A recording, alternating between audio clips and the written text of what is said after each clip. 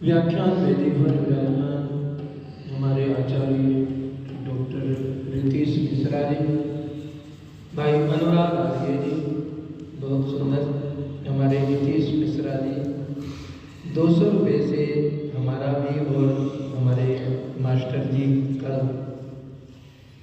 सम्मान कर रहे हैं। बहुत बहुत शुभाशीष, परमात्मा परिवार सदैव सुखी रहे, फलता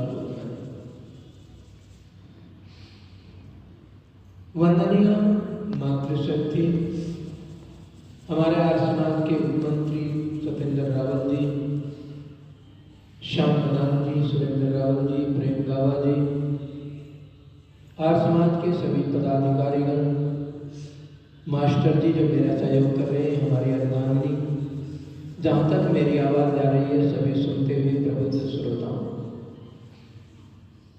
आज का दिन बड़ा महत्व का दिन है। ये प्रकाश का हर बात के दो पहलू होते हैं, दो से जोड़ा गया। जैसे शरीर है, ये शरीर बिना आत्मा के काम नहीं कर सकता और आत्मा बिना शरीर के कोई काम नहीं कर सकता, एक दूसरे के पूरक है। इसी प्रकार से ये सृष्टि परमात्मा ने बनाई है, इसका प्रलय काल भी है, उदय काल भी है और प्रलय काल भी है। सृष्टि का परमात्मा ने रचना की है तो इस का प्रलय काल में है, दोनों बात। जैसे एक वर्ष में 2 बार परिवर्तन होता है। आज सूर्य उत्तरायण को प्रारंभ हो रहा है, प्रकाश का होता है, ज्ञान का होता है। और एक बात अनुभव करेंगे, अभी मिश्रा जी बता भी रहे थे, ये बहुत बड़ी साइंटिफिक बात है, विज्ञान की बात है। ये हमारे शरीर में भी परिवर्तन होता है, वृत्तियां बदल जाती हैं, तामसिक वृत्तियां कम होने लगती हैं और सात्विक वृत्तियों में हम प्रवेश कर जाते हैं। अंधकार से प्रकाश की ओर, अज्ञान से ज्ञान की ओर, मृत्यु से जीवन की ओर। तो दो उसको आयन कहते हैं। जब ये परिवर्तन होता है तो एक इसका नाम है अयन, और ये अयन अब जो है सूर्य उत्तरायण होगा। वैसे तो हर महीने मकर संक्रांति जो है ये आती, संक्रांति हर महीने आती है, पर अब सूर्य जो है वो मकर राशि में प्रवेश कर रहा है। ये प्रकाश की ओर दिन अब बड़ा होना प्रारंभ हो जाएगा, अंधकार घटना प्रारंभ होता है। तो एक वर्ष में 2 बार होता है। जब सूर्य दक्षिणायन को आता है तो अंधकार की मात्रा बढ़ती चली जाती है, रात्रि जो है दिन को, प्रकाश को अपने अंधकार में, आगोश में समेटती चली जाती है। दिन छोटा पड़ता चला जाता है, प्रकाश कम होता चला जाता है और अंधकार बढ़ता चला जाता है, रात्रि बढ़ती चली जाती है। फिर ये जो मकर संक्रांति आती है मार्च मास में, तो इसमें परिवर्तन होता है, सूर्य प्रकाश की ओर चला जाता है, चल देता है। अब दिन जो है रात्रि को निगलना प्रारंभ करेगा और रात्रि जो है धीरे धीरे कम होती चली जाएगी, अंधकार कम होता चला जाएगा और प्रकाश बढ़ता चला जाएगा। और हमारे शरीर में ऊर्जा का भी संचार होने लगता है, ज्ञान का भी संचार होने लगता है। शरीर में भी परिवर्तन होता है, ऋतु परिवर्तन से औद्योगिक भूगोल में परिवर्तन होता है। ये बहुत बड़ा एक रहस्य है। एक राशि से दूसरी राशि में प्रवेश होता रहता है और उन राशियों का ये लोग झूठ भगाते हैं, अपनी दुकानदारी चमकाते हैं कि राशियों से ऐसे होता है। अब मायावती और मुलायम सिंह की एक राशि है, तो मुलायम सिंह क्यों हार गए, मायावती क्यों जीती, फिर मायावती भी हार गई, योगी जी आ गए। तो एक नाम की राशि के करोड़पति अरबपति व्यक्ति हैं और इसी राशि का व्यक्ति जो है निर्धन है, कंगाल है, ऐसा क्यों है भाई? ये सब पाखंड और ढोंग है। ये जो परिवर्तन होता है इस सृष्टि में, इसका हमारे ऊपर कोई प्रभाव नहीं होता। सूर्य ग्रहण होता है, उसमें भी लोग कहते हैं कि वो जो है सूर्य का वो हो जाता है, पर हाँ कुछ हद तक हम जो है सावधानियां जरूर करते हैं। अब आज से सूर्य जो है प्रकाश की ओर चलते हैं। ऐसे ही हर महीने में भी परिवर्तन होता है। एक को हम कृष्ण पक्ष कहते हैं, दूसरे को शुक्ल पक्ष कहते हैं। दो पक्ष होते हैं महीने में भी। शुक्ल पक्ष जो होता है वो चंद्रमा बढ़ता चला जाता है, अंधकार कम होता चला जाता है, प्रकाश बढ़ता चला जाता है, चंद्रमा की रोशनी बढ़ती चली जाती है और एक दिन आकर के पूर्णिमा आ जाती है। पूरे यौवन पर चंद्रमा होता है, चांदनी सारे संसार को, सारी सृष्टि को प्रकाशित करती है। और फिर धीरे धीरे चंद्र जो है अमावस्या की रात आती है, अंधेरी रात आती है। चंद्रमा घटता घटता घटता घटता अमावस्या की रात्रि आ जाती है और एक दिन पूरा अंधकार हो जाता है, चंद्र दिखाई नहीं देता। अगले दिन थोड़ा सा फिर शुक्ल पक्ष प्रारंभ हो जाता है। तो ये बहुत बड़े विज्ञान की बात है। ये जो हमारे दिन है, अब लोगों ने अंग्रेजी में अपना लिया है, संडे, मंडे, ट्यूजडे, फलाना ढीला, इनका कोई महत्व नहीं है, ना इनका कोई सार है। सार हमारे दिनों का है और दिनों को जो है हमारे ग्रहों के आधार पर रखा हुआ है। रविवार, रवि कहते हैं सूर्य को, सूर्य के नाम से आज का दिन जो है रविवार है। कल सोमवार रहेगा, सोम कहते हैं चंद्रमा को, कल का दिन जो सोमवार रहेगा। मंगल ग्रह, परसों का दिन मंगलवार रहेगा। बुध ग्रह, परसों का दिन बुधवार रहेगा। फिर बृहस्पति, बृहस्पति ग्रह है तो अगला दिन जो है बृहस्पतिवार रहेगा। फिर एक ग्रह शुक्र है, उससे अगला दिन शुक्रवार होगा। फिर एक ग्रह शनि है, उससे अगला दिन शनिवार होगा और फिर रवि का दिन आ जाएगा। ये चक्र चलता ही रहता है। ये ऋषियों ने हमें एक समय का परिधि बांध करके दी और समय को कैसे उन्होंने जो है परिधि में बांधा है। दिन के, रात्रि को, घंटे, पल, घड़ी, ये सब हमें उसी आधार पर दिया। और भी महत्वपूर्ण आज के दिन जो है नया अन्न की फसल आ जाती है, उसका भी हम खुशी मनाते हैं। उस आधार पर भी किसान लोग बहुत महाराष्ट्र में आज के दिन जो है अपने खेतों पर जाकर के पूजा पाठ करते हैं, यज्ञ कराते हैं, धूप बत्ती वगैरह लगाते हैं, तो खेतों में खुशियां मनाते हैं। लोहड़ी का त्योहार मनाते हैं पंजाब में। वो क्या है? यज्ञ का ही प्रतीक है। सब लोग इकट्ठे होकर के संविधाएं लेकर के आते हैं और जलाते हैं, खुशियां मनाते हैं, ढोल बजाते हैं, नाचते गाते हैं, उमंग में, उत्साह उल्लास से मनाते हैं हर त्योहार को। कि अब हम गर्मी आ गई है, सर्दी खत्म हो रही है, धीरे धीरे गर्मी आने लगी है, खुशी मनाते हैं। और दान की प्रवृत्ति, अभी मिश्रा जी बता रहे थे, दान की प्रवृत्ति बढ़ जाती है और हमें करना भी चाहिए। ये हमें बताता है त्योहार। हम लुधियाने में रहते थे, 1 महीने तक नहीं खाई जाती थी, हमें इतनी मूंगफली लोग खूब बांटते थे, देते थे ला करके, आचार्य लोग सभी आसमान के अधिकारी लोग लेकर के आते थे, सदस्य लोग जो भी आते थे सत्संग में, और मकर संक्रांति का बहुत अच्छा पर्व रखते थे। तो एक दान करने की प्रवृत्ति, लोग कंबल बांटते हैं, जो गरीब आदमी है बेचारे सर्दी में उनको सर्दी ना लग जाए, बीमार ना हो जाए, तो उनको कंबल आदि बांटते हैं।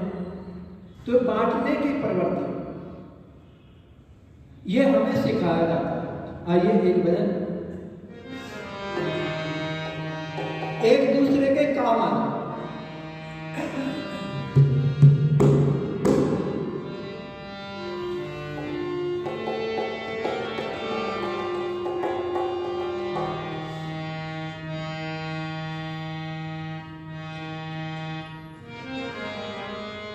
किसी के काम,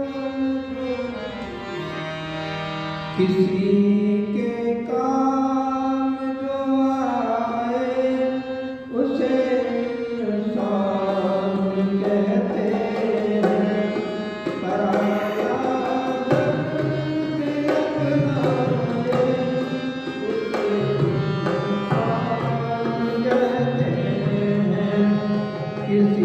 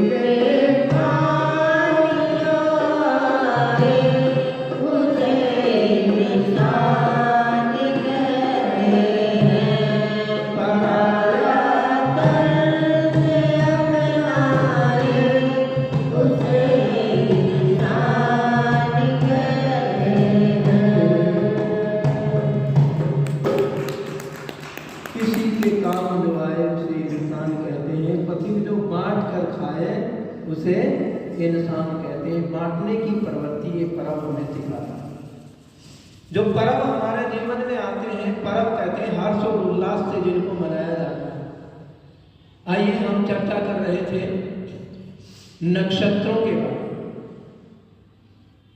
अभी हमने ग्रहों के बारे में की, अब नक्षत्र के बारे में भी चर्चा करते हैं। जो हमारे ये महीने हैं ना, 12 महीने, ये नक्षत्रों के नाम पर आए। ज्येष्ठा नक्षत्र से ज्येष्ठ मास है, विशाखा नक्षत्र से वैशाख मास है, चैत्र भी हमारे नक्षत्र के नाम से है, चैत्र, वैशाख, ज्येष्ठ, आषाढ़, ये सारे नक्षत्रों के नाम से है। श्रावण, भाद्रपद, आप देखेंगे तो नक्षत्र जितने हैं उन्हीं के नाम से हमारे मासों के नाम हैं। तो ये हमें ऋषियों ने एक इस प्रकार का ज्ञान दिया है भूगोल का, खगोल का, तो जो बड़ा ही महत्वपूर्ण है। वैज्ञानिक दृष्टि से भी और सामाजिक दृष्टि से भी। तो हम इन पर्वों को मनाएं। अब देखो इसमें जो है तिल, गुड़, इनका जो है हम आहुति लगाएं यज्ञ के अंदर, तीनों को सामग्री में मिलाएं साकल्य, क्योंकि वो तिल जो है गर्म होता है, गुड़ भी गर्म होता है, और रुई इसका दाम लिखा है, तेल का दाम लिखा है, तेल और तिल। तो इनका हम दान करें गरीब लोगों को, जो निस्सहाय हैं, असहाय हैं, ऐसे जो निराश्रित हैं, उनको हम वस्त्र आदि, भोजन आदि से ये देने की प्रवृत्ति हमें इस मास में मिलती है। और ऋषियों का हमारे ऊपर इसीलिए लोग कहते हैं हमारे ऊपर 3 प्रकार के ऋण होते हैं। एक पितृ ऋण होता है, जो माता पिता ने हमें उत्पन्न किया है, बड़ा किया है, पाला पोषा है, हमारा संरक्षण किया है, संवर्धन किया है, और हमें जो है इस काबिल बनाया है कि हम संसार में जी सकें। तो उनका ऋण होना, उनकी सेवा करना, शुश्रूषा करना, जो अच्छाइयाँ उनके अंदर थी वो अच्छाइयाँ हमारे अंदर भी हो, तो ये पितृ ऋण से ऋण होना। एक है देव ऋण, जो देवताएं हैं जो हमें देते हैं, चंद्रमा हमें देता है, सूर्य हमें देता है, वायु हमें प्राण देता है, तो हम उनको भी देवें। और उसके माध्यम से यज्ञ के माध्यम से जब हम यज्ञ करेंगे तो उस प्राण वायु हमारा बलवान होगा, ऑक्सीजन की मात्रा बढ़ती चली जाएगी, कार्बन डाइऑक्साइड कम होगी, जो हमारे शरीर के लिए स्वस्थ और लाभदायक है। इसीलिए यज्ञ की पद्धति हमें सिखाती है, ये पर्व हमें सिखाता है कि हम बड़े बड़े यज्ञ करें। ये जो लोहड़ी का पर्व है, ये सब इकट्ठे होकर के उसमें डालते हैं, सब वो डालते हैं, रेवड़ी डालते हैं, मूंगफलियाँ डालते हैं, मक्की के कुछ वो भी डालते हैं, खील वगैरह। तो ये सारा क्या सिखाते हैं कि यज्ञ करना हमारा कर्तव्य है, और उस यज्ञ से हमें जीवन मिलता है। हमें नहीं, पूरी सृष्टि में जितने भी प्राणी हैं सबको जीवन मिलता है, सुख मिलता है। यज्ञ जो है सुखों का साधन है। तो इससे हम देव ऋण से ऋण होना यज्ञ करने। और एक है ऋषियों का ऋण। ऋषियों का ऋण है जो ऋषियों ने परिपाटी हमें दी है, ऋषियों ने पद्धति हमें दी है, ऋषियों ने मर्यादा हमें दी है। अभी बता रहे थे अभयदेव जी के बारे में, उन्होंने एक बात कही है कि हम जिस बात को सुने उस पर विचार करें। तो महर्षि पतंजलि जी कहते हैं श्रवण मनन निधिध्यासन, अर्थात हमें सुनना चाहिए बड़े ध्यान के साथ में, और फिर उस पर मनन करना चाहिए, फिर निधिध्यासन अपने जीवन में उसको उतारना चाहिए। जो अच्छी बातें हैं, अच्छाइयाँ हैं, उनको जीवन में धारण करें, और जो बुराइयाँ हैं उनका त्याग करें। ये हमें पर्वों से मिलता है। आइए छोटा सा एक गीत और फिर समय हो जाएगा।